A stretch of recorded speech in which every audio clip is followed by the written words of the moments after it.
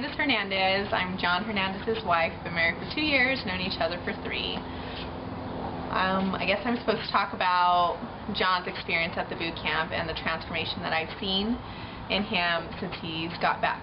But before I do that, I'll give you a little bit of background on John. In case you didn't know, John was in a heavy metal band for like 10 years. And it was called Neurotoxin. He had long hair, and his nickname was Johnny Toxin. Sounds kind of corny, doesn't it? But it was his life. He found his identity in it.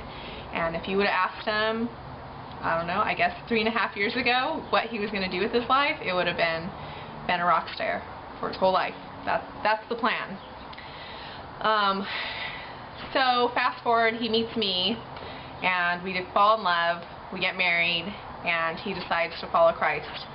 God rocked his world, and he almost immediately didn't waste any time in stripping him of his identity. That once rocker was now turned into this person who really didn't know who he was apart from that.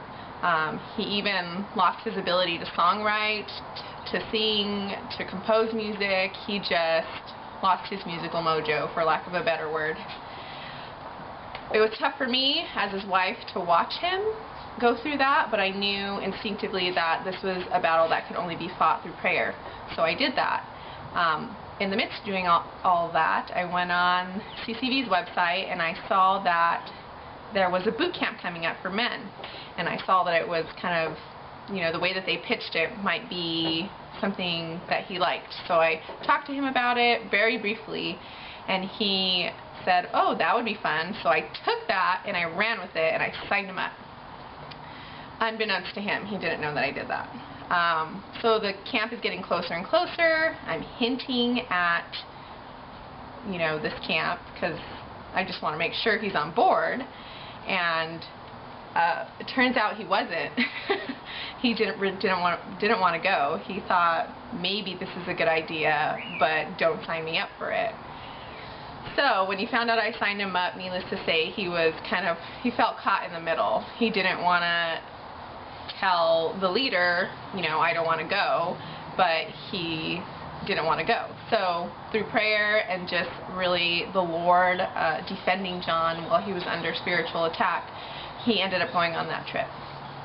I don't pretend to know exactly what happened on that trip. I think a lot of it is a mystery to me, as I am a woman.